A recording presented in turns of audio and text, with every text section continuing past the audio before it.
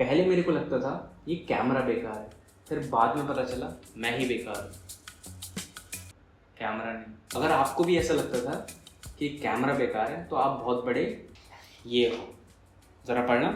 हाँ, आप यही हो। दुनिया का कोई सा कैमरा उठा लो, आपको ऑलमोस्ट सिमिलर सेटिंग देखने को मिलती है। मैदान में उतरने से पहले गन को रिलोड कर लो, मतलब ऑटो से हटा के मैनुअल पे सेट कर लो। कब तक ऑटो की शेयर करोगे, कभी तो अपनी गाड़ी लोगे। सिलेक्ट द मैक्सिमम रेजोल्यूशन जो आपके कैमरा में है। अगर आपको स्टोरेज का कोई प्रॉब्लम नहीं है तो हमेशा मैक्सिमम रेजोल्यूशन पे शूट करो। पहला चीज़ FPS, फ्रेम्स पर सेकेंड। ये जो वीडियो आप देख रहे हो ये 24 FPS पे रिकॉर्ड हो रही है। इसका मतलब 24 फुटेजेस प्लेइंग इन 1 सेकेंड। अगर आप टॉकिंग हाइट वीडियो बनाते हो तो आपको 24 FPS पे रिकॉर्ड करनी है। इसका रीज़न आपको नेचुरल ब्लर देखने को मिलेगा, नेचुरल लुक देखने को मिलेगा जो आप अपनी आंखों से देखते हो। अगर आप कोई सिनेमैटिक वीडियो शूट कर रहे हो तो आपको हमेशा हाई फ्रेम रेट रखना है। 60 FPS रख सकते हो या फिर उससे ज़्यादा रख सकते हो, ताकि आप उनको स्लो करो तो वो 24 FPS पे आ जाए। जब आप उनको स्लो करोगे आपको नेचुरल लुक देखने को मिलेगा। अगर आप 24 FPS की जो वीडियो होगी अगर उसको स्लो करोगे तो वो थोड़ा जर्की लगेगा, मतलब बहुत बेकार लुक देगा आपको। Now ISO, shutter speed, aperture, ये 3 चीज़ समझ ली। समझो आपने कैमरा को मास्टर कर लिया और आप अपनी इमेज को करेक्ट एक्सपोजर दे पाओगे। मतलब ऐसे ही नहीं, आपको एक बार एक्सपेरिमेंट भी करके देखना होगा खुद से, फिर आप इनको अच्छे से समझ पाओगे। ISO मतलब डिजिटली आप लाइट को ऐड कर सकते हो, उसको कई लोग फेक लाइट भी कहते हैं।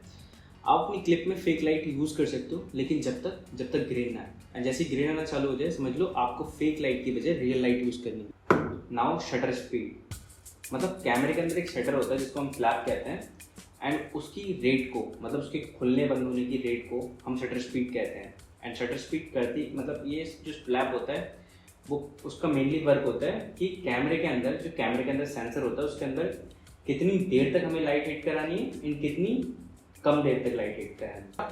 कम शटर स्पीड रखोगे तो जो आपकी इमेज है वो ज़्यादा ब्राइट आएगी। अगर आप ज़्यादा शटर स्पीड रखोगे तो आपकी जो इमेज है वो डार्क आएगी। एंड शटर स्पीड सिर्फ आपकी क्लिप्स को करेक्ट एक्सपोजर देने का काम नहीं करता है, ये इफेक्ट करता है मोशन ब्लर को। Same for video, side by side आप कंपैरिजन देख सकते हो। लो शटर स्पीड रखते हैं और फास्ट शटर स्पीड रखते हैं, कितना ज़्यादा डिफरेंस होता है।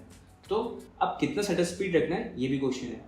जितने फ्रेम रेट पे आप शूट कर रहे हो उसके डबल आपको शटर स्पीड रखनी है। सपोज मैं ये 24 FPS पे रिकॉर्ड कर रहा हूँ, आपको इसका डबल फ्रेम रेट करना है, मतलब 1/48। सो ये तो हो गया शटर स्पीड का तरीका। अगर आप 60 FPS पे रिकॉर्ड कर रहे हो आपको 120 रखना है, 1/120, या आप 125 रख सकते हो। मतलब ऑलमोस्ट उसके डबल ही होनी चाहिए ताकि आपको नेचुरल लुक, नेचुरल ब्लर देखने को मिले जो आप अपनी आंखों से देखते हो। नाउ अपर्चर, अगर आप एक साइंस के स्टूडेंट हो देन आपको पता होगा कि अपर्चर होता क्या है। अगर आपको नहीं पता है तो आप सिर्फ इतना जान लो कि अपर्चर को हम मेजर करते हैं f स्टॉप। जितना ज़्यादा f स्टॉप होगा उतनी ज़्यादा आपकी डार्क इमेज होगी एंड कम ब्लर देखने को मिलेगा। एंड जितना कम आपका f स्टॉप होगा उतनी ज़्यादा ब्राइट इमेज देखने को मिलेगी एंड उतना ही ज़्यादा बोके इफेक्ट या फिर ब्लर कह सकते हो बैकग्राउंड, जैसे कि आप क्लिप में देख सकते हो। अगर मैं ज़्यादा f स्टॉप रख रहा हूँ तो मतलब डार्क इमेजेस देखने को मिल रही है और बिना मतलब कम ब्लर के।